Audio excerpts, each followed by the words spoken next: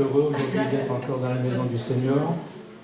Et au nom du Seigneur, je vous salue tous, afin que nous soyons tous bénis de la part de Dieu. Vous savez, le Seigneur envoie la pluie sur la terre pour qu'on puisse se nourrir. Sans pluie, il n'y aurait rien qui pousserait. Et comment est-ce qu'on vivrait? Et aujourd'hui, ma prière, c'est que le Seigneur remplisse l'Église de son esprit. La pluie, c'est bien, mais son esprit, c'est quelque chose encore de beaucoup plus glorieux. Alors que le Seigneur envoie son esprit sur chacun de nous, afin qu'on puisse vivre des choses remplies, nous concentrer sur le Seigneur. Oublier tout ce qui est au dehors, tout ce que la vie nous prend, tout ce qui nous enquiquine, tout ce qui peut nous embêter et qui nous empêche d'avancer. Aujourd'hui, on va vraiment se placer devant le Seigneur et nous concentrer pour qu'il apporte la vie en chacun de nous.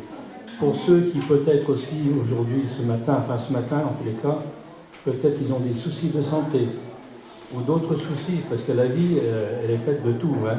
C'est pas un long fleuve tranquille. Alors on doit déposer tous ces... Moi aussi, j'ai des soucis comme tout le monde, et on doit déposer aujourd'hui tout ça au pied de la croix, parce que Jésus s'en occupe. Je le crois. Merci Seigneur. On va commencer par une lecture. Une lecture très courte pour partager ensemble. C'est un encouragement à la prière, avec 3 mots, tout simplement. C'est dans Matthieu, chapitre 7, versets 7 et 8. Alors c'est un passage que tout le monde connaît très bien. Demandez et l'on vous donnera. Cherchez et vous trouverez.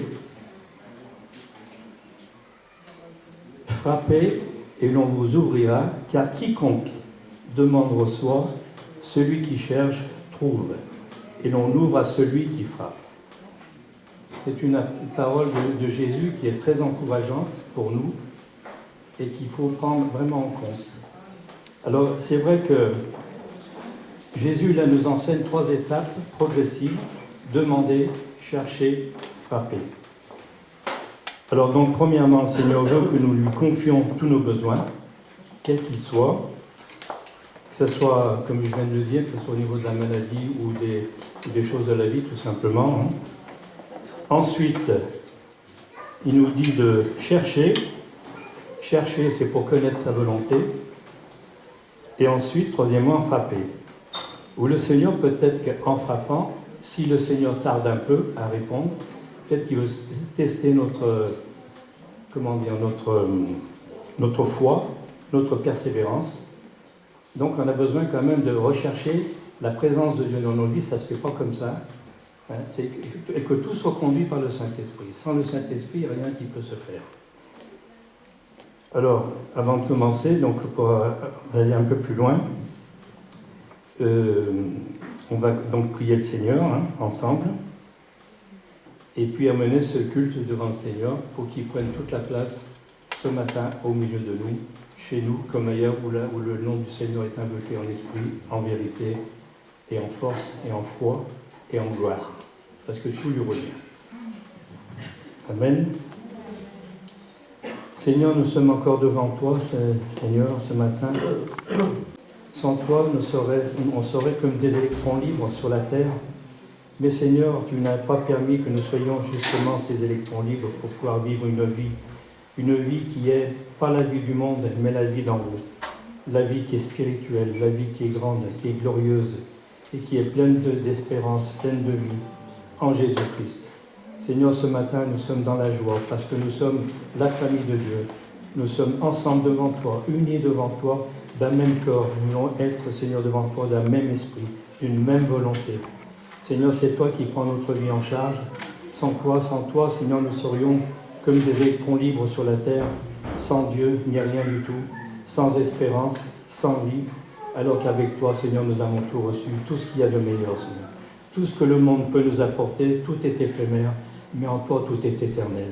Alors nous sommes dans la joie ce matin d'être ta famille, tes enfants, Seigneur, et nous voulons t'apporter la reconnaissance tout à l'heure, Seigneur, quand nous passerons un temps de prière, parce que nous avons tous quelque part un rôle à apporter devant toi. Alors, je ne parle pas d'un rôle comme ça se fait dans le cinéma, mais un rôle spirituel pour nous apporter nos vies, parce que nous avons besoin de t'apporter toute notre reconnaissance de ce que tu as fait pour chacun de nous et de tout ce que tu as encore en réserve et que tu veux nous faire vivre. À la gloire de ton nom, Père, et au nom de Jésus. Amen. On peut déjà prier un petit peu, hein. Soyez libres, après je passerai la suite à la louange. Que le Seigneur bénisse notre sœur et notre frère hein, qui ont préparé ces chants et que tout soit conduit par le Saint-Esprit. Libre à vous, s'il y a quelqu'un qui veut le prier, ou sinon il commence à la louange.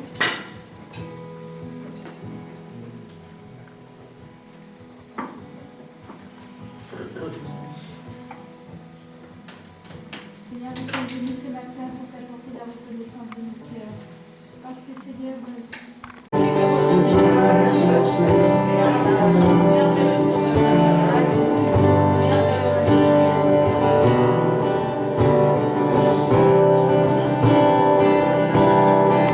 comme il le veut, bien sûr, parce qu'il est maître, il est libre.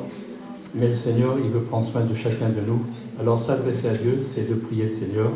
Sentez-vous libre pour le prier, pour l'adorer, répandre votre cœur dans le Seigneur, parce qu'il est celui qui nous a attirés à lui pour l'éternité, au nom de Jésus. Amen. Prions le Seigneur.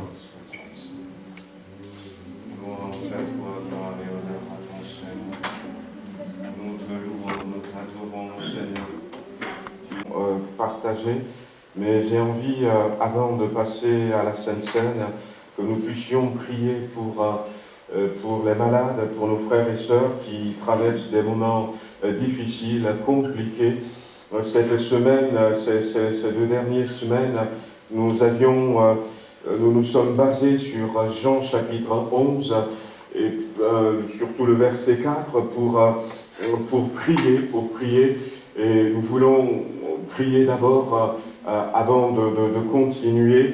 Dans ce chapitre 11 de l'évangile de Jean, il est question de la résurrection de Lazare. Mais quand on prend le passage dès le départ, le verset premier disait « Il y avait un homme malade, Lazare de Béthanie, village de Marie et de Marthe, sa sœur. » Et la suite dit, c'est cette Marie qui oignit de parfum le Seigneur et qui lui essuya les pieds avec ses cheveux, et c'était son frère Lazare qui était malade. Ce passage de la Bible nous montre que Jésus connaissait déjà Lazare. Et il connaissait Lazare parce qu'il était en contact avec la famille. Mais ce qui ne saute pas aux yeux tout de suite, et quand ça commençait en disant « Il y avait un homme malade, Lazare », en réalité, ce n'est pas une situation de quelqu'un qui est tombé malade, mais c'était la situation de quelqu'un qui était déjà malade. Quand Jésus l'avait rencontré, quand Jésus l'avait croisé à plusieurs reprises, Lazare était malade. Lazare avait une maladie. La Bible ne nous donne pas de détails. Il avait peut-être une infirmité, nous ne le savions pas. Il avait peut-être une maladie chronique qui dure depuis des mois, des années.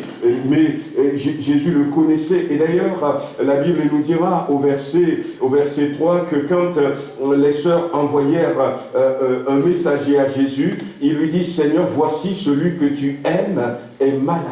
Ce qui veut dire que malgré son état de santé fragile, malgré cette maladie que Lazare avait, Jésus avait de l'affection pour lui. Jésus était proche de cet homme, de ce garçon, mais force est à noter que Jésus ne l'avait pas guéri.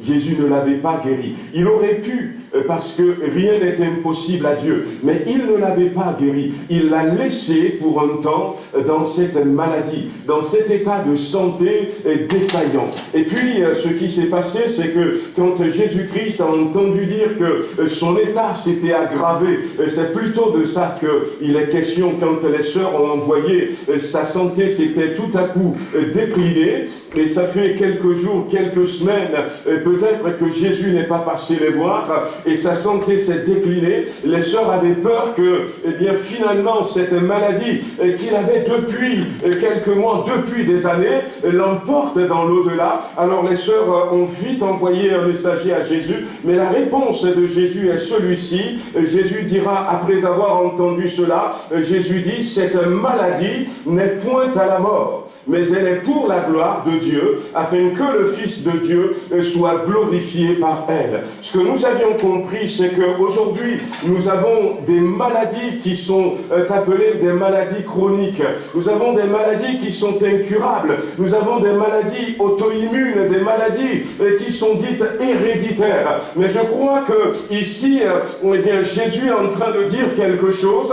Cette maladie qui est là depuis des années. Bien-aimés, peut-être ce matin, vous avez un problème au niveau de votre tension artérielle. Ça fait des années que ça dure. Vous avez peut-être un souci cardiaque, un problème de dos, une situation au niveau de vos reins. Ça fait des années que ça dure. Vous prenez des médicaments, mais Jésus a laissé traîner cette situation pour que, eh bien, lorsqu'il va apporter la guérison, que ça soit pour la gloire de Dieu. Et nous sommes rentrés dans une saison où Dieu nous a dit ces jours-ci et que cette maladie que vous avez depuis 30 ans, depuis peut-être 40 ans, depuis peut-être 5 ans, il est capable de le guérir. Il est capable de donner à votre sang, eh bien, la bonne tension artérielle. Il est capable de redonner vie à ce cœur qui a été défaillant pendant des années, pendant des mois, pour glorifier Dieu, pour que ceux qui sont autour de nous, qui nous ont vus infirmes, puissent réaliser que notre Dieu, rien ne lui est impossible. On parle de cancer aujourd'hui, des maladies qui ne sont pas facilement guérissables, mais nous avons un Dieu. Et ce matin, nous voulons, avant de passer à la Sainte Seine, prier encore, bien-aimés. Voyez-vous, dans Marc chapitre 9, il y avait cet homme qui était venu vers Jésus avec son enfant et qui avait des problèmes d'épilepsie. Et Jésus n'était pas présent, il était parti sur la montagne et les disciples ont prié, mais rien ne s'était passé. Et du coup, ils étaient encore là quand Jésus était arrivé avec Pierre, Jean et Jacques. Alors, tout le monde a tourné le regard vers Jésus. Et puis, ce papa, il a vu que Jésus, c'est lui, c'est la personne qu'il faut. Alors, il va vers Jésus, il dit, mais j'ai amené mon enfant, mais personne n'a rien pu. Et puis, si toi, tu peux quelque chose, viens à notre secours. Et Jésus regarde cet homme et lui dit, si tu peux, avec peut-être un point d'exclamation ou d'interrogation, mais si tu peux. Et puis Jésus va lui dire, tout est possible. Mais tout est possible à celui qui croit. Alléluia. Non pas tout est possible à Jésus. Si seulement ce matin, bien-aimés, nous voulons croire que cette maladie que nous avons depuis 20 ans, Jésus veut la guérir ce matin, nous allons vivre cette guérison. Si seulement nous pouvons croire, si seulement nous pouvons croire, cette maladie qui est là depuis des années, Jésus dit ce n'est pas pour la mort, mais c'est pour la gloire de Dieu. On veut se mettre debout ce matin pour ceux qui le peuvent. Nous voulons prier pour des bien-aimés qui sont malades. Nous voulons penser à notre sœur Josette Borel. Nous voulons penser à Jocelyne Sautron. Nous voulons penser à Priscille Desgréaux. Nous voulons penser à la famille Chevalère. Nous voulons penser peut-être à nos bien-aimés qui sont là au milieu de nous ce matin. Pensez peut-être à Jean-Philippe Nirfex. Pensez à Momo et à Marie-Pierre. Là-bas, elle est dans notre cœur. Nous voulons prier de tout notre cœur ce matin. Jésus guérit encore. Et Jésus veut guérir spécifiquement ces maladies qui sont là depuis des années. On élève la voix tous ensemble et nous voulons prier notre Dieu. Croyez que c'est le moment. Croyez que c'est le temps de Dieu. Croyez. Seigneur notre Dieu, nous voulons te bénir ce matin. Nous te remercions pour ta présence au milieu de nous. Je voudrais enchaîner, Seigneur, avec ce cantique que nous avions chanté, que tu es victorieux, Seigneur. Rien n'est impossible à toi. Et ce matin, Seigneur, nous venons devant toi. Nous venons sur la base de ce que toi tu as déclaré dans ta parole. Cette maladie n'est pas pour la mort. Que quelqu'un ce matin puisse avoir assez de foi pour croire que ce problème de tension n'est pas pour la mort, mais c'est pour glorifier Dieu. Et c'est pour le glorifier maintenant. Et que cette personne soit débarrassée de ses soucis de santé. Au nom de Jésus-Christ, de ce mal de dos. Au nom de Jésus-Christ, de ce problème, Seigneur, dans les intestins. Au nom de Jésus-Christ, Seigneur, tu es sans rival. Tu es sans égal. Seigneur, c'est toi qui agis aujourd'hui au milieu de ton Église. Tu vois, Seigneur, ces suspicions de cancer. Tu les guéris maintenant. Oh oui, tu es au-dessus de toutes choses. Tu agis dans ton Église. Tu agis dans ton Église. Tu guéris le malade. Tu relèves l'infirme, Seigneur. Tu restaures la santé. Maladie auto-immune. Au nom de Jésus-Christ, partez. Maladie héréditaire. Au nom de Jésus-Christ, partez. Nous vous commandons de partir dans le nom de Jésus-Christ. Seigneur, nous sommes dans la saison où tu vas te glorifier. Glorifie-toi ce matin. Glorifie-toi ce matin. Glorifie-toi ce matin. Glorifie-toi. Suscite la foi dans les cœurs. Suscite la foi dans les cœurs. Que quelqu'un saisisse cette parole et soit libéré de cette maladie, de cette toux, Seigneur, de cette malformation, parce que tu redonnes vie à des organes qui sont morts. Tu régénères, Seigneur, même des organes qui ont été enlevés par la médecine. Tu régénères ce matin, au nom de Jésus-Christ. Tu redonnes la vue, tu redonnes l'ouïe, Seigneur, au nom puissant de Jésus-Christ. Tu guéris l'arthrose. Oh, Seigneur, tu es tant éternel ce matin. Alléluia. Merci, Seigneur, béni sois-tu. Louange et gloire à ton Seigneur. Tu es sans rival. Alléluia. Tu es sans rival. Amen, alléluia. Alléluia. Amen, alléluia. Béni sois-tu.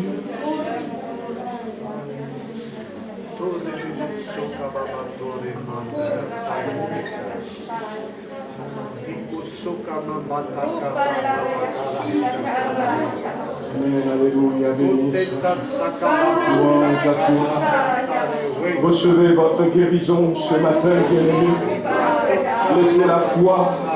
Laissez la foi vous envahir.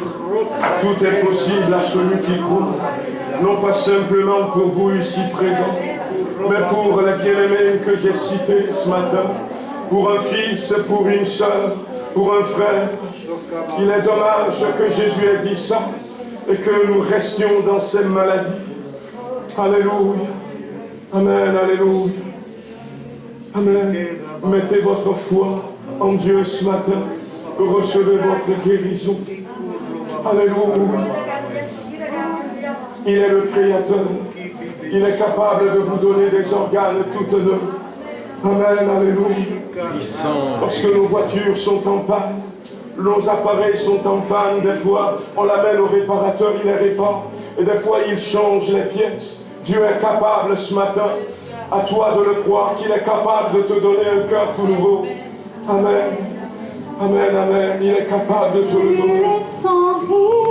Il est sans rival, il est sans égal, son nom est puissant, il n'y a aucun autre nom qui soit au-dessus du nom de Jésus-Christ. Remercie-le, crois qu'il t'a visité, crois qu'il a ôté cette maladie. Au nom de Jésus-Christ, tu pourras aller faire des tests et tu verras, ne t'ai-je pas dit que si tu crois, tu verras la gloire de Dieu. Ce matin, remercie-le de tout ton cœur. Il est celui qui restaure, il restaure ta vie, il est celui qui restaure ta santé, il est celui qui écoute ta prière et qui agit ce matin, il est celui qui a dit un mot, il a dit un mot sur ta vie. Il a dit un mot sur cette personne qui t'est chère. Il a dit un mot pour cette bien-aimée pour qui nous avons prié ce matin. Alléluia, alléluia. Crois-le, remercie-le ce matin. Célèbre-le, bénis-le au nom puissant de Jésus-Christ. Alléluia, béni sois-tu, Seigneur. Te remercions, Seigneur. Nous te louons, nous t'adorons de ce que tu es, ce Dieu qui nous visite ce matin. Amen. Que le Seigneur soit loué. Le pasteur nous a rappelé les promesses du Seigneur. Le Seigneur n'est pas un affabulateur, hein. Ce n'est pas comme les hommes. Parfois les promesses ne sont pas tenues. Mais le Seigneur, ce qu'il dit, il l'accomplit. Le tout, c'est de mettre notre foi en action et de croire que Dieu peut toutes choses. Merci au Seigneur. Je vais appeler les frères qui ont été désignés par la Sainte Seine. Ils peuvent s'approcher maintenant devant.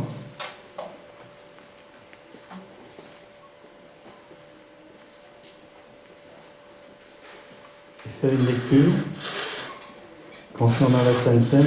La Sainte Seine, c'est quelque chose de très important. C'est plus que symbolique, c'est une vérité qui est accomplie par le Seigneur quand il a distribué lui-même la Sainte Seine avec ses disciples. Alors là, c'est une... Bon, c'est connu, hein, c'est donc l'apôtre Paul qui s'adresse aux Corinthiens par cette prière, en partageant la Sainte Seine. Je vous lis, car j'ai reçu du Seigneur, alors c'est dans 1 Corinthiens, chapitre 11 et verset 23, à partir du verset 23.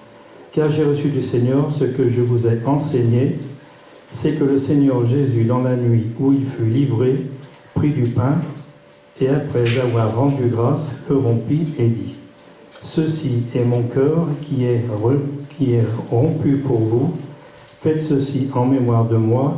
De même, après avoir soupé, il prit la coupe et dit, cette coupe est la nouvelle alliance en mon sang, faites ceci en mémoire de moi toutes les fois que vous en boirez. Car toutes les fois que vous mangez ce pain et que vous buvez cette coupe, vous annoncez la mort du Seigneur jusqu'à ce qu'il vienne. C'est pourquoi, alors là c'est un avertissement que l'apôtre Paul dit, c'est pourquoi celui qui mangera le pain ou boira la coupe du Seigneur indignement sera coupable envers le corps et le sang du Seigneur. Que chacun donc s'éprouve soi-même et qu'ainsi il mange du pain et qu'il boive la coupe. Car celui qui mange et boit sans discerner le corps du Seigneur mange et boit un jugement contre lui-même. Voilà, le Seigneur, le repas du Seigneur, il est annoncé la mort du Seigneur, hein, parce qu'il savait qu'il allait passer par la croix et qu'il a voulu partager la Sainte Seine avec ses disciples. Et dans cette église de Corinthe, tout le monde sait que il y avait beaucoup de difficultés dans cette église. Les Corinthiens étaient pas trop disciplinés, puis il se passait beaucoup de choses. C'est pour ça que l'apôtre Paul insiste en disant ne pas prendre le repas indignement et que chacun s'éprouve soi-même. Et il en est de même encore aujourd'hui, hein, parce que la Sainte Seine, c'est quelque chose de sérieux. Ben, je prie le Seigneur, à votre nom à tous. Seigneur, c'est vrai que la Sainte Seine, c'est très important. Seigneur, toi-même, tu l'as distribué en ton temps, au temps voulu, au moment où il fallait le faire, avec tes disciples, et d'apporter cet avertissement, Seigneur, à savoir que le pain et le vin que nous buvons, Seigneur, c'est ton cœur, brisé pour nous sur la croix. Ta vie a été accomplie jusqu'au bout, jusqu'à ton dernier souffle, Seigneur, et voulons nous souvenir que tu es mort pour nous, mais aussi, Seigneur, voulons proclamer ta victoire aujourd'hui parce que tu es ressuscité. Tu es au milieu de nous, au milieu de ton Église, au milieu de tes enfants, et nous te remercions parce que si nous sommes là, Seigneur, c'est par ta grâce. Si tu n'avais pas obéi à ton Père pour accomplir ce sacrifice divin, on ne serait pas là. Mais aujourd'hui, notre espérance et notre espoir est en toi, parce qu'en toi, nous savons que nous avons reçu le pardon des péchés et la vie éternelle, là où le jour où tu nous voudras auprès de toi. Alors nous te remercions, nous t'en sommes reconnaissants. Reçois toute notre gratitude, Seigneur, et nous glorifions et bénissons ton nom pour cela. Au nom de Jésus. Amen. Soyez tous bénis.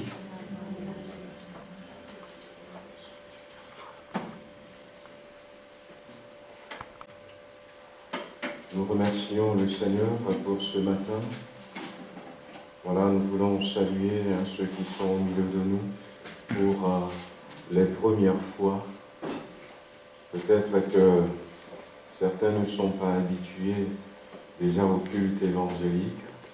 Et puis après, peut-être ce matin, vous avez été surpris. Mais il y a des dimanches qui se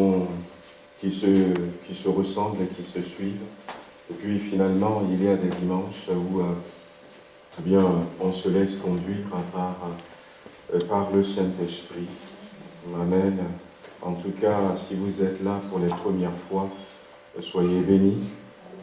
Amen. Sentez-vous à l'aise au milieu de nous. Et surtout, si vous avez des questions, ne partez pas avec les questions. Voilà, on est à votre disposition. Amen. Si moi-même je ne peux pas vous répondre, il y a des frères, des anciens qui sont là. Je vais vous diriger vers eux si vous ne comprenez pas quelque chose pour qu'ils vous éclairent. Amen. Voilà donc quelques annonces. Voilà simplement rappeler que le 12 juin, on va avoir une deuxième sortie dans les rues sur Tarare. Voilà, donc on va avoir cette deuxième sortie dans les rues sur Tarare ce samedi, le samedi 12 juin. Donc la dernière fois, on était voilà, une demi-douzaine à monter de Villefranche. Si vous êtes intéressés, n'hésitez pas. Nous avions pu distribuer depuis que nous avions lancé ce programme, je crois à peu près 850-900 évangiles sur Villefranche et Tarare. Alors on ne s'était pas fixé de quota, mais nous voulons continuer à donner autant que nous pouvons. Il y en a à votre disposition des évangiles de Jean et des évangiles de Luc qui sont là sur la table. Donc prenez-en si vous voulez continuer à distribuer. Vous dire aussi que nous aurons un service de baptême le 20 juin sur Tarare également. Donc on a une sœur de Tarare qui va se faire baptiser à cause de la crise sanitaire, du protocole. Pour le moment, on fait les baptêmes un par un pour éviter qu'il y ait deux personnes qui rentrent dans l'eau, à moins que il fasse très très beau et qu'on le fasse à la rivière. Là, bon, voilà, on pourra baptiser plusieurs personnes à la fois. Et rappelez aussi que voilà, donc nous avons la possibilité, et puis cette semaine, on a déjà repris nos réunions de mardi soir, et même de vendredi soir, puisque le couvre-feu a été décalé. Donc on peut se retrouver ici de 19h à 20h, les mardis soirs et les vendredis soirs, pour ceux qui le peuvent. Amen. Pour ceux qui le peuvent. Et donc, mais on va quand même, dans un premier temps, pour le moment, au moins jusqu'à fin juin, on va garder quand même le vendredi midi. Donc le vendredi soir, on se retrouve ici à 19h, et les vendredis, on se retrouve à 12h30 et puis à 19h30. Sachant qu'on va continuer avec la formule sur Zoom pour que ceux qui ne peuvent pas se déplacer puissent se connecter à nous. Vous dire aussi qu'au niveau du service de ménage, on a besoin de volontaires, de frères et sœurs qui se joignent à ce service. On a ces derniers temps 2-3 personnes qui ne peuvent plus continuer, sachant que le nombre qu'on était, donc c'est une personne par semaine, sauf un couple qui le font. Donc déjà donc avec 3 personnes qui ne peuvent plus continuer ce service, c'est vraiment critique. Donc on vous demande de bien vouloir considérer la possibilité de vous joindre à ce service de ménage. Donc voyez avec notre frère Philippe. Et puis une dernière chose, vous dire aussi que Didier et Shadia ne sont pas là ce matin, mais voilà, donc il est passé mettre à disposition de ceux qui le souhaitent, donc du pain. Voilà, donc notre frère est boulanger, hein, donc pour ceux qui ne le savent pas. Donc il leur reste hier du pain et au lieu de jeter, il a mis à disposition, sachant que ces pains sont très très bons et que même nous, quand on achète, on le garde pendant plusieurs jours. Alors, c'est pas le pain d'hier est rassis, non, pas du tout. Le pain d'hier est comme ça. Donc, en partant, hein, donc prenez-en un, pourquoi pas. Voilà, donc on a augmenté un peu la jauge au niveau donc, des inscriptions, parce que maintenant on peut se rapprocher un tout petit peu. Voilà, donc n'hésitez pas à vous inscrire. Et puis, si tout va bien, on le souhaite de tout notre cœur, le 9 juin, les choses vont évoluer encore. Voilà, gloire à Dieu, on va partager une pensée avant de se séparer. N'oubliez pas les offrandes, hein, le tronc est derrière. Dès qu'on le pourra, on remettra l'offrande par panier. Je préfère ça parce que je veux que l'offrande fasse partie vraiment du culte. Voilà, soit visible. Voilà, donc dès qu'on le pourra, on va le refaire, mais n'oubliez pas, il y a certaines personnes qui ont commencé à faire des virements, continuer, pourquoi pas, mais bon, on le refera dès que possible. Voilà, que le Seigneur nous bénisse encore dans la suite de cette matinée. On a eu 2 semaines de jeûne et prière. Nous avions fait une semaine comme on fait d'habitude. Et puis, au cours de cette semaine, on a ressenti quelque chose, et ce n'est pas la première fois que nous avions ressenti cela, le désir de continuer un peu. Et vous savez que dans la Bible, quand on ressent le désir de continuer, on est en phase avec le Seigneur, puisque la Bible nous dira que lorsque Élisée va suivre Élie va partir vers le Seigneur ce jour-là, Élisée l'a suivi, ils sont partis, et puis ils sont partis de Gilgal, ils sont arrivés à Bethel, et d'ailleurs Élie avait dit à Élisée, reste ici, le Seigneur m'envoie à Jéricho. Eh bien, Élisée a dit non, je vais avec toi. Et puis Élie est parti, Élisée l'a suivi, et plus Élie va continuer à avancer, Élisée va le suivre, et plus Élisée va le suivre, il va aller jusqu'au bout, et va pouvoir recevoir une double portion de l'onction qui reposait sur Élie. Même dans Luc chapitre 24 aussi, la Bible dit que le Seigneur paraît vouloir aller plus loin. Donc on avait ressenti ce désir et on avait décidé de continuer une semaine de plus. Nous l'avions continué et même à la fin de cette semaine, vendredi dernier, quelqu'un avait posé la question, est-ce qu'on continue? Parce que je pense qu'on dirait qu'on allait continuer, qu'on va pouvoir continuer, mais on s'était dit qu'on va s'arrêter, on va prendre une pause pour digérer tout ce que le Seigneur nous a donné, pour déjà mettre en pratique tout ce que nous avions reçu. On était parti sur la nécessité d'être rempli du Saint-Esprit, et puis on avait parlé de quelques termes qui sont importants pour nous ces derniers temps. On a eu de bons moments de prière, on était revenu sur des obstacles qui peuvent nous empêcher de rentrer dans la plénitude du Saint-Esprit. Et nous avions parlé de beaucoup de choses, mais ce matin, je vais rappeler quelques points rapidement. On va partir dans 2 Samuel, chapitre 1er. On va commencer par là. Et je veux rester sur cette pensée des obstacles qui peuvent nous empêcher de rentrer dans la plénitude du Saint-Esprit. En parlant de plénitude du Saint-Esprit, je veux parler d'une vie chrétienne normale selon Dieu, où nous sommes proches de Dieu. Vous savez, le ciel se rapproche de plus en plus de nous et Dieu désire visiter son peuple.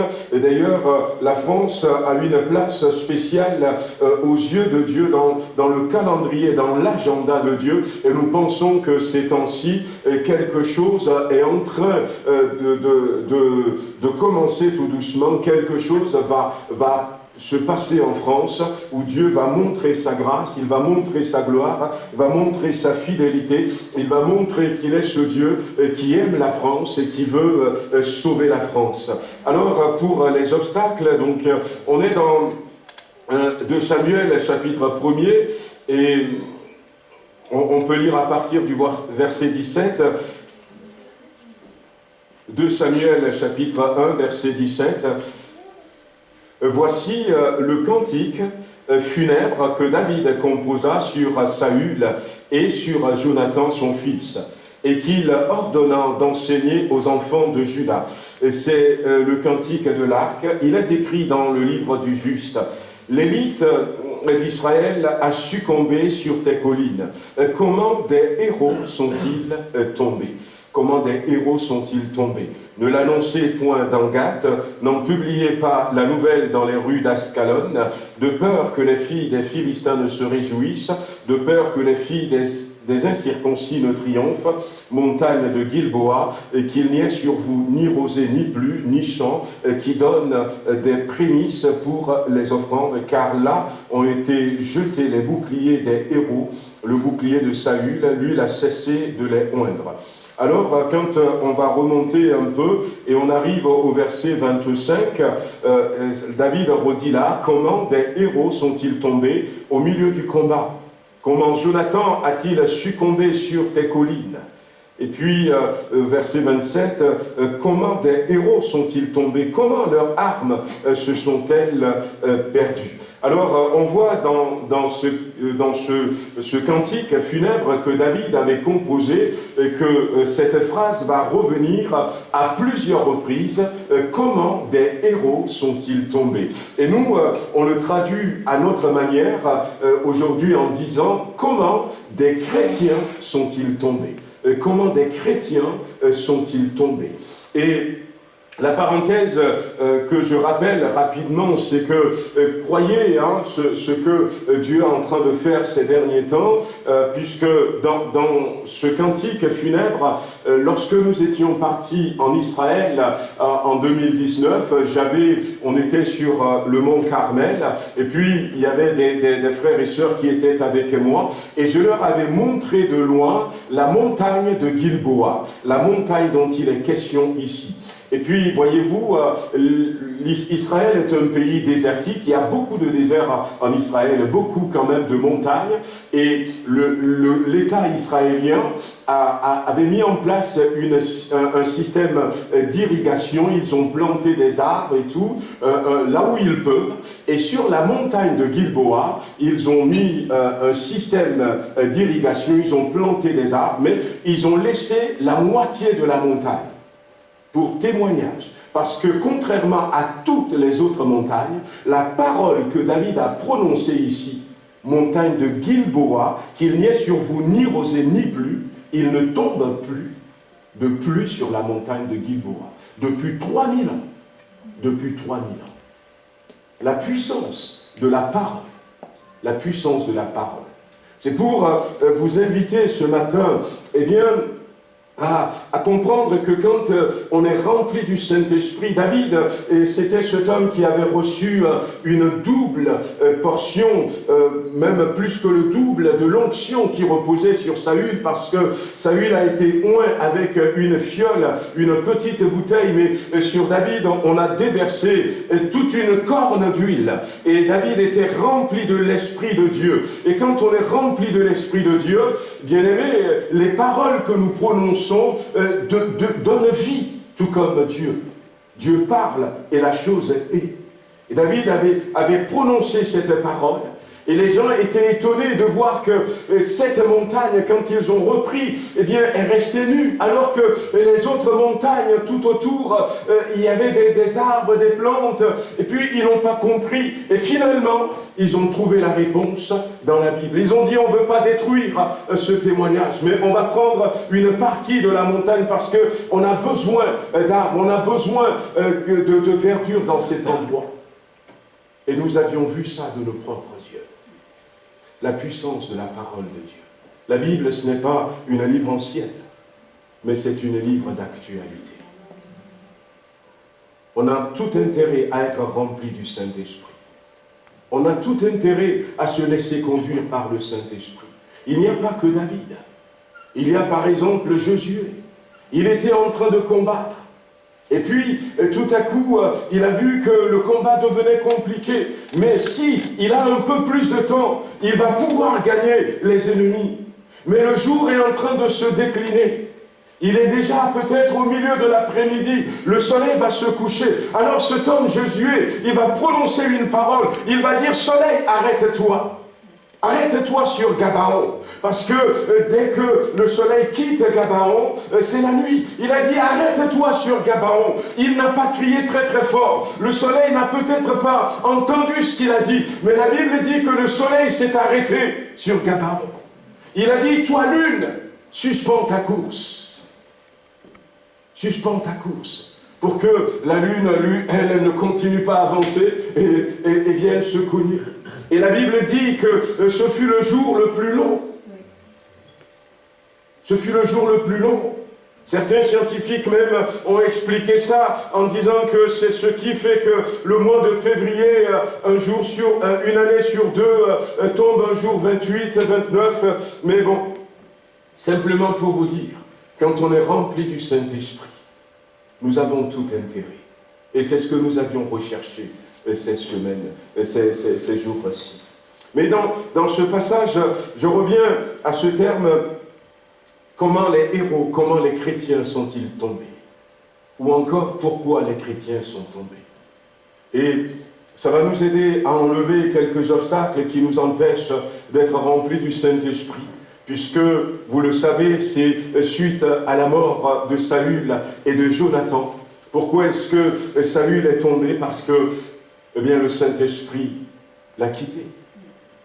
Le Saint-Esprit l'a quitté. Dieu s'était retiré de Saül. Et pourquoi est-ce que Jonathan est tombé? Eh bien, parce que Jonathan avait fait le mauvais choix. Jonathan savait très bien que l'esprit a quitté son père.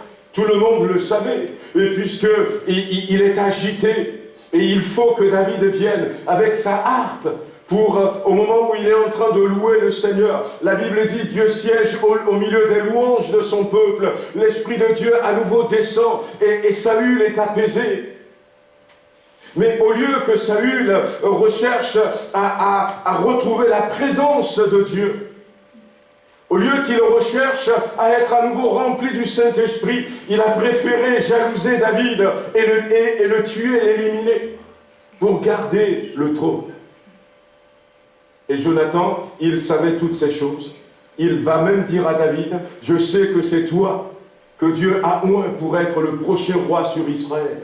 Ce ne sera pas moi.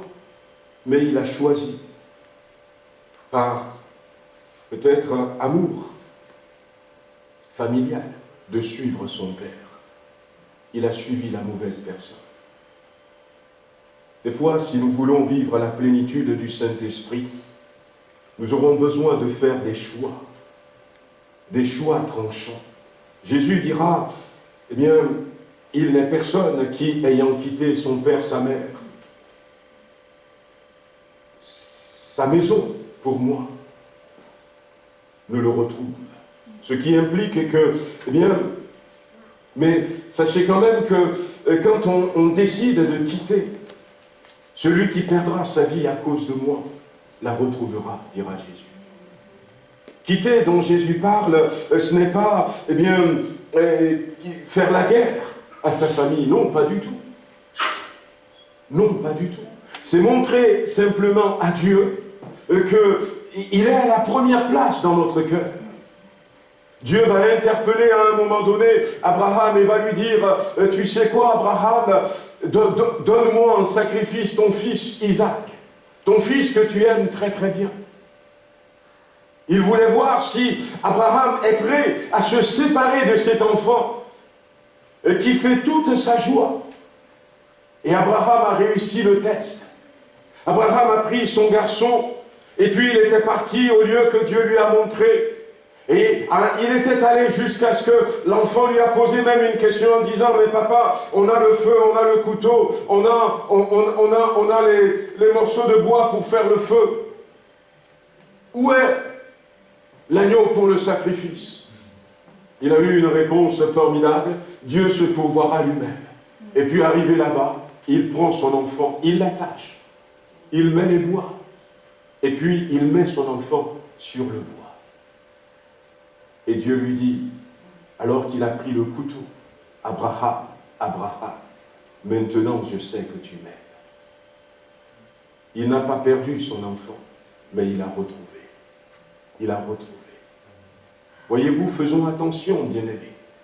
Faisons attention. Hier, vendredi, en terminant, je disais que bien, nous devons faire attention à ceux avec qui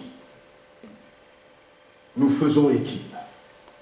Nous devons faire attention. Si nous voulons vivre la plénitude du Saint-Esprit, ça l'a entraîné dans la mort. Jonathan, il a fait le mauvais choix. Des fois, c'est dur. Des fois, c'est dur. Je me rappelle une fois, eh bien, il a fallu quitter quelqu'un.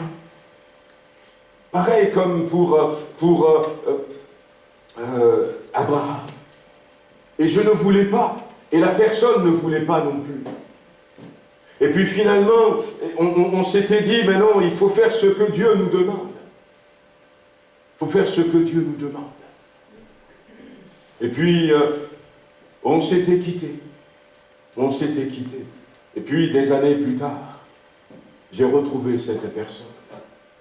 Il était devenu pasteur. Et on est ensemble. Et puis même aujourd'hui encore avec les moyens technologiques, eh bien, on peut se connecter à tout moment. À tout moment. Il y a des gens comme ça dans nos vies. Il y a une personne également, eh bien, je savais que ce n'est pas la bonne personne. C'était une fille. Et il faut que je fasse bien les choses. Alors j'ai décidé quand même de me séparer. Parce que si je la suis, et vous allez voir dans 1 Roi chapitre 11, 1 Roi chapitre 11, la Bible nous dit que, on pourrait même lire ce verset, que Salomon a eu plusieurs femmes. Salomon a eu plusieurs femmes, il en a eu des centaines de femmes. Tout le monde voulait aller avec Salomon. Et puis la Bible dit que ces femmes détournèrent son cœur. Et au verset 4, il est dit, à l'époque de la vieillesse de Salomon, ces femmes inclinèrent son cœur vers d'autres dieux. Et son cœur ne fut point tout entier à l'Éternel son Dieu, comme l'avait été le cœur de David son père. Et Salomon alla après Astarté, divinité des Sidoniens, et après Milcom, l'abomination des Ammonites. Et Salomon fit ce qui est mal aux yeux de Dieu. Comment cet homme qui a rencontré Dieu, à qui Dieu a parlé, qui a demandé de la sagesse à Dieu, et Dieu le lui a donné, comment cet homme a-t-il pu finir comme ça? Il fit ce qui est mal aux yeux de Dieu et aux yeux de l'Éternel. Et il ne suivit point pleinement l'Éternel comme David son père. Et Salomon bâtit sur la montagne qui est en face de Jérusalem un haut lieu, c'est-à-dire un endroit d'idolâtrie. Pour Kémoc, l'abomination de Moab, pour Moloch, l'abomination des fils d'Ammon. Et il fit ainsi pour toutes ces femmes étrangères. Waouh! Imaginez ça. Il avait, la Bible nous dit, hein, il avait 700 femmes et 300 concubines. 1000, ils ont pu décompter. Mais pour toutes ces femmes, il va faire des idoles. Imaginez cet homme, cet homme de Dieu. Quand on arrive à Jérusalem, il y a le temple de Dieu, mais on voit des idoles partout. Comment des chrétiens sont-ils tombés? Parce qu'ils ont choisi. Ils ont choisi la mauvaise relation. Mais comment ça s'est passé? Parce que, eh bien, il a choisi. Moi, ça a été difficile, mais j'ai accepté. J'ai accepté de me séparer avec cette fille. Et puis, quelque temps après m'avoir séparé avec cette fille, j'ai commencé à prier pour elle, en disant, Seigneur, sauve-la, sauve-la. Je l'aimais tellement que je voudrais la voir comme une sœur en Christ. Puis on s'était séparés de vue. Chacun a fait son chemin. Et puis un jour, je téléphone à un ami qui est au Ghana, et il me dit, je viens souvent au Togo, on avait vécu ensemble, il est aussi pasteur. C'est d'ailleurs la première personne que j'avais amenée de toute ma vie au Seigneur, qui est devenu pasteur aussi, pasteur prospère. Et il m'a dit, écoute, je reviens au Togo souvent, je suis en train de suivre un tel, une telle, et puis il appelle le nom de cette fille. Tu es en train de le suivre parce qu'elle est chrétienne. Ah oui, elle s'était donnée à Dieu. Ah, je dis gloire à Dieu. Amen, alléluia. Oui, je vais la retrouver comme une sœur en Christ. Mais j'aurais pu la suivre. Peut-être qu'elle ne se serait pas convertie. Et que moi, j'aurais quitté le chemin du Seigneur. Combien de personnes rentrent dans des relations et quittent le chemin du Seigneur? Combien de personnes? Ça entraîne la chute. Comment les héros sont-ils tombés? Nous avions dit cette semaine que nous avons besoin d'être des chrétiens aguerris. Nous sommes rentrés dans une saison où nous avons besoin d'être aguerris. Des gens qui savent combattre dans la prière, qui savent combattre avec la parole de Dieu. La parole de Dieu. Voyez-vous, on remarque dans la Bible que Dieu a fait une promesse à son peuple. Dieu leur avait dit, je vais vous sortir de l'Égypte. Et c'est lui qui les a sortis. C'est lui qui les a sortis. Parce que le Pharaon ne voulait pas du tout que le peuple d'Israël sorte. Mais Dieu a entraîné des successions de signes, de plaies. C'est comme ça que la Bible l'appelle, jusqu'à ce que Pharaon soit obligé de les laisser partir. Mais encore que, on a besoin d'être des chrétiens aguerris. Vous savez pourquoi? Parce que la Bible nous dit que Dieu a été obligé, Dieu a été poussé à aller jusqu'à la mort des premiers-nés en Égypte pour que Pharaon accepte de laisser partir le peuple d'Israël. Ça voudrait dire quoi? Ça voudrait dire que l'ennemi tient à nous garder. Il tient à nous garder. Et même après la mort des premiers-nés, quand le peuple est sorti, Pharaon l'a poursuivi quand même encore.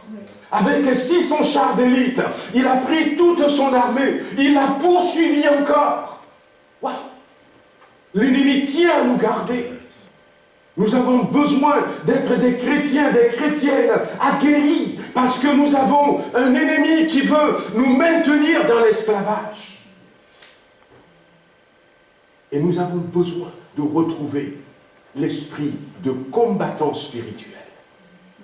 De combattant spirituel. De lutteur spirituel. Pour lutter pour notre salut. Ne serait-ce pas Dieu? Ne serait-ce pas Dieu qui est intervenu? Eh bien, l'armée de Pharaon allait les éliminer de tous. Mais Dieu était intervenu. Il a séparé la mer Rouge. Ils sont passés. Arrivés de l'autre côté, tout à coup,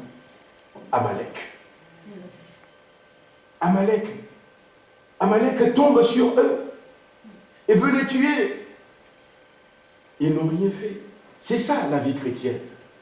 Mais nous avons besoin de le comprendre maintenant parce que la Bible dit que le salut est plus proche de nous maintenant que le jour où nous avons cru. Et nous savons que Jésus revient bientôt.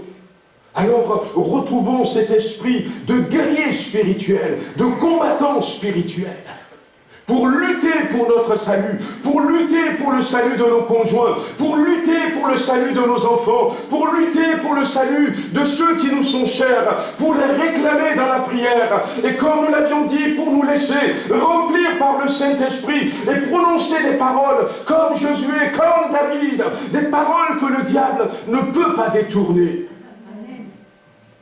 Nous avons besoin de ça. Et puis, Dieu leur avait dit, je vais vous amener dans un pays où coule le lait et le miel. Mais si vous avez remarqué, eh bien, c'est au travers de la guerre. C'est au travers de la guerre. Au travers de la guerre qu'ils vont prendre possession de cette nation, de ce pays, de ce territoire que Dieu leur donne. Et ce qui est très très parlant aussi, c'est le livre des juges. Israël est tranquille, il y a quelqu'un qui vient dominer sur Israël. Pendant 7 ans, pendant 17 ans, pendant 40 ans. Et pour retrouver la bénédiction, il faut que quelqu'un se lève pour combattre l'ennemi et le vaincre pour retrouver la liberté. L'ennemi est comme ça. Il a fallu des hommes comme Jephthé, il a fallu des hommes comme Barak, comme Gédéon, dont nous avions entendu parler dimanche dernier, Othniel. Il y a tous ces gens, Jephthé, que j'apprécie beaucoup, et qui va leur dire, mais pourquoi est-ce que vous nous attaquez?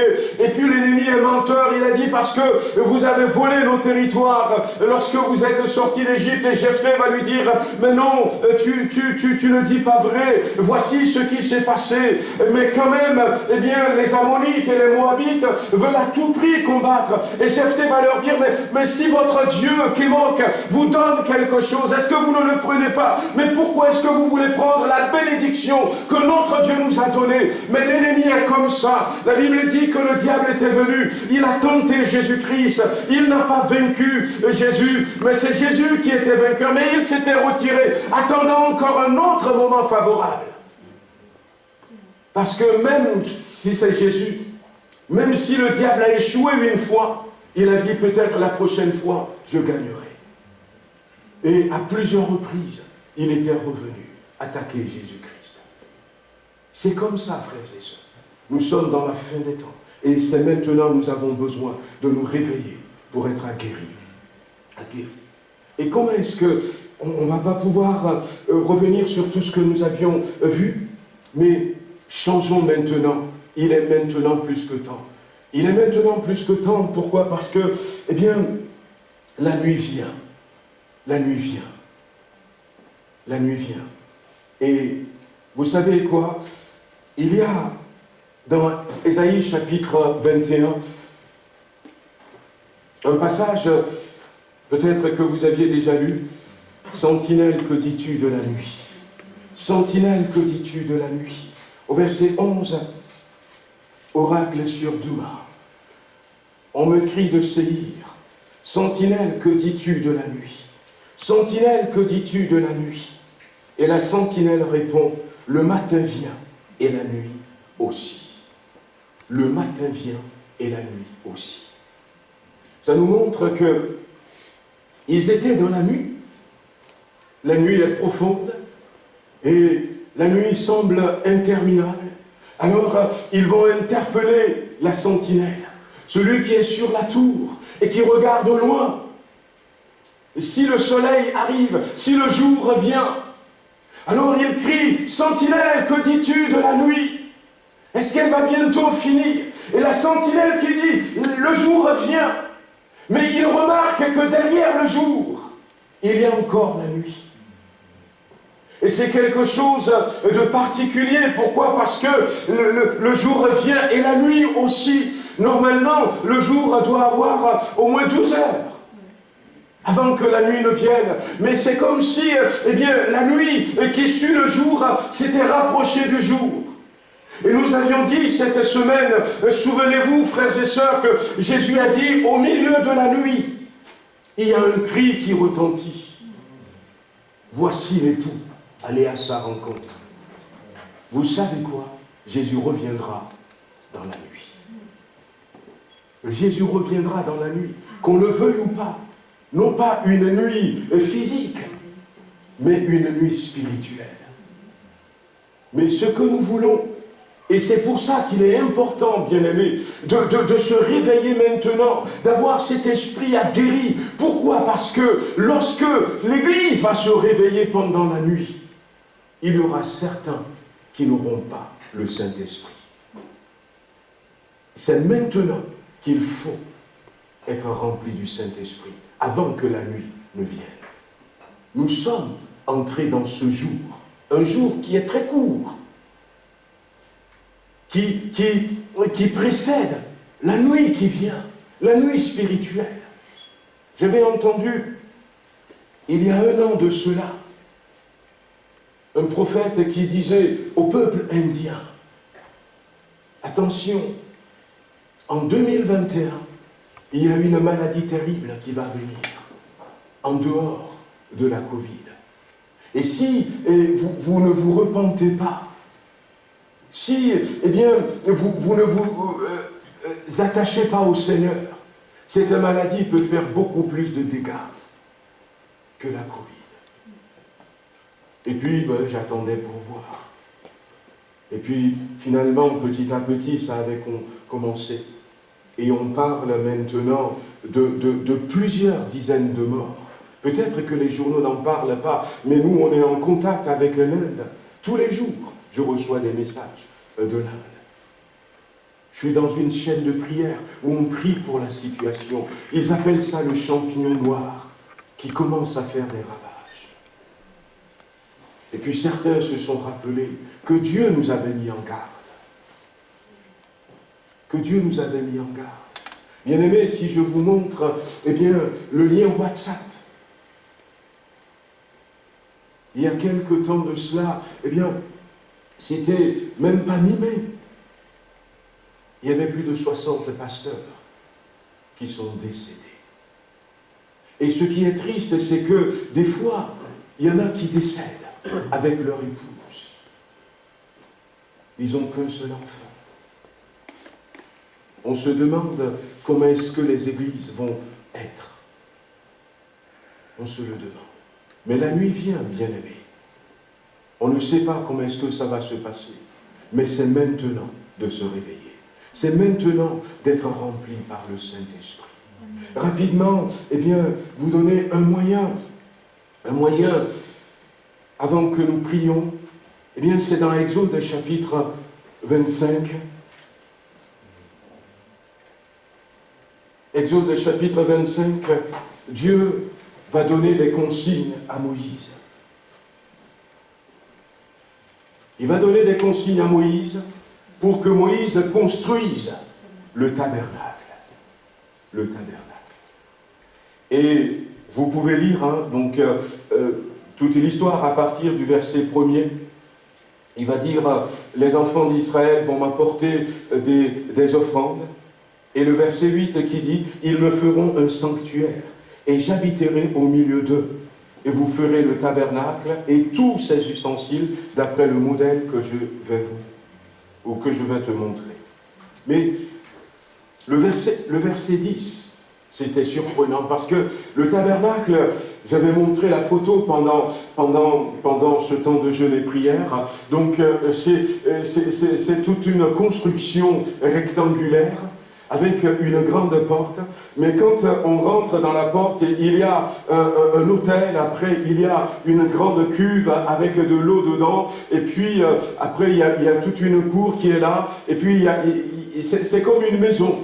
Donc on rentre par le portail, il y a la cour, il y a quelques effets, et puis après il y a le lieu d'habitation dans cette maison. Et puis on rentre dans le lieu saint qui est fermé avec un rideau. Et puis, Et puis derrière le lieu saint qui peut faire office, par exemple, de salon, séjour. Voyez-vous, on rentre dans le séjour. Et puis derrière le séjour, il y a la chambre à coucher. C'est pour vous caricaturer ça. Mais ce qui a été étonnant, c'est que dans cette chambre à coucher, si vous voulez, dans le sanctuaire, il y a cette chambre à coucher qui s'appelle le lieu très saint. Et dans le lieu très saint, il y a une arche, un coffre. On était revenu sur tout ça, mais on n'a pas le temps ce matin. Un coffre en bois d'acacia. Le bois d'acacia qui représente la nature humaine. Mais Dieu a dit que ce coffre soit complètement recouvert d'or. L'or qui est le symbole du caractère divin, de ce qui est la divinité. Et que le bois soit complètement recouvert. Et dans ce coffre, il y a 2-3 choses. Mais au-dessus de ce coffre, il y a une plaque également en bois recouvert d'or, et sur ce plaque et ce couvercle, il y a deux êtres célestes, 2 chérubins, et c'est là qu'est la présence de Dieu. Bref, dans la construction du tabernacle, ce qui est étonnant, c'est que Dieu dit commencez par l'arche de l'alliance. Commencez par là. C'est comme si je veux construire cette maison et je commence d'abord par le lit. Il n'y a rien, hein, j'ai le terrain, mais voilà, je pose d'abord le lit. Et puis tout autour du lit, je construis le reste. Pourquoi? Parce que le plus important, la base de tout, c'est notre intimité avec Dieu. C'est sa présence dans notre vie. C'est la proximité de Dieu. Commencez par là. Commencez par là. Et nous avons besoin de construire notre intimité avec Dieu. Comment construit-on notre intimité avec Dieu? La première étape importante, si nous ne sommes pas encore de ceux qui ont donné leur vie à Jésus-Christ, eh bien faisons-le. Faisons-le. Remettons notre vie entre ses mains. Seigneur Jésus, eh bien ça fait un moment que je viens dans ta présence, mais je veux te donner ma vie, je veux m'abandonner entre tes mains. Vous savez, eh bien comme je disais tout à l'heure pour Abraham, personne, et nous qui sommes là, nous avons donné notre vie à Jésus-Christ. En plus, moi, quand je l'avais fait, oh ben, mon horizon était bouché. Je ne savais pas que je serais ici. Dieu nous bénit, Dieu nous conduit, Dieu nous élève, Dieu nous exalte, Dieu nous donne de la valeur, de l'importance. C'est vrai que lorsque nous lui donnons notre vie, nous avons besoin de nous repentir. Nous avons besoin de nous convertir. C'est ça que nous appelons la conversion. Et ça commence par là. Quand nous donnons sa vie, notre vie à Dieu, il vient d'abord au milieu de nous. La Bible dit dans Exode chapitre 25, Dieu va dire à Moïse, il va lui dire, il y a un homme, et je lui ai donné une aide. Et cet homme s'appelle Bethsalel. Il est capable, il avait des qualités d'orfèvre, de joaillerie, il avait la capacité, il peut tanner les peaux des bêtes, il peut coudre les vêtements, il a toutes les qualités cet homme. Il est architecte, il est dessinateur, il est tout. J'ai donné à cet homme, et c'est au travers de lui que vous allez construire. Et cet homme, c'est Jésus-Christ. C'est Jésus-Christ. Il a tout. Il a tout. Nous voulons bâtir notre intimité avec Dieu. Mais nous ne pouvons pas le faire sans Jésus-Christ. Et je lui ai donné pour aide, au Goliath. L'aide, c'est le Saint-Esprit. C'est le Saint-Esprit. Ils ne sont que 2. Et nous avons besoin de ces 2-là. Nous avons besoin de ces 2-là pour bâtir notre intimité. Bien-aimés, je vois que le temps passe, mais j'aimerais que le Seigneur nous aide à rentrer dans une autre dimension. À rentrer dans une autre dimension. Ce matin, prenez cette décision.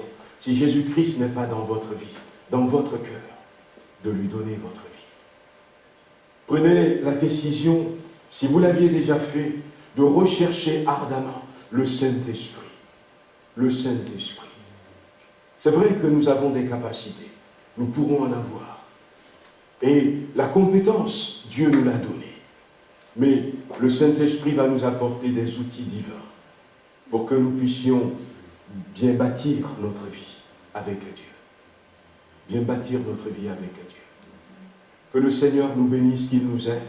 Nous sommes rentrés dans une période où, si vous le croyez, de tout votre cœur.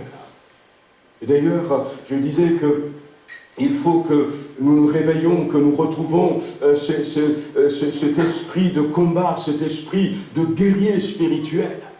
La Bible ira jusqu'à dire que nous avons même besoin de combattre pour la foi que Dieu nous a donnée.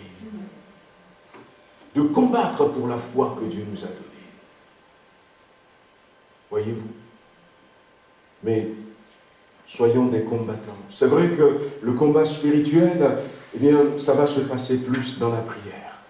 Ça va se passer plus au travers de la parole de Dieu. Au travers de la parole de Dieu. Je vous encourage ce matin à donner votre cœur à Jésus si vous ne l'avez pas fait. Je vous encourage ce matin à avoir soif du Saint-Esprit, à être rempli du Saint-Esprit, et à pouvoir parler comme David, à parler comme Josué. Et puis il y a beaucoup d'autres, quand le Saint-Esprit est à la barre. Waouh! Extraordinaire. Nous avions raconté des témoignages. Et puis certains, il y a encore ce matin un couple qui me disait, on a tellement reçu pendant ces 2 semaines. Nous allons écouter des témoignages après. Dieu a fait de belles choses, de grandes choses. Dieu est en marche. Ne soyez pas en dehors de ça. On va baisser les têtes, on va prier quelques instants. Alléluia. Si vous n'avez pas encore donné votre vie à Jésus-Christ, alors que nous avons les têtes baissées, il suffit simplement de quelques mots. Des mots sincères, des mots vrais. Seigneur Jésus, je veux te donner ma vie. Je veux te donner ma vie. Je veux me convertir à toi. Je crois ce matin que tu es la personne que le Père a préparée, choisie pour m'aider à construire mon intimité avec toi. La Bible dit que c'est Jésus qui nous réconcilie avec Dieu. Sans Jésus, nous avons des idées bizarres sur Dieu. Nous entendons ce que le monde dit sur Dieu. Nous condamnons Dieu en disant que c'est sa faute si le monde va mal. Jésus nous réconcilie avec le Père. Demandez-lui simplement, Seigneur Jésus, viens dans ma vie. Peut-être qu'il va vous ouvrir les yeux tout de suite si vous faites cette prière. Et vous allez vous voir dans un état peut-être pas confortable devant Dieu. N'ayez pas peur. Dites-lui, Seigneur, pardonne mes péchés. Pardonne mes péchés. Je me repens de tout ce que j'ai fait et qui ne te plaît pas. Pardonne-moi. Et rentre dans ma vie. Aide-moi.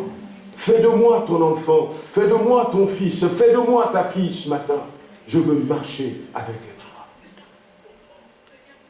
Ce matin, que quelqu'un puisse dire aussi dans la prière, Seigneur, remplis-moi du Saint-Esprit.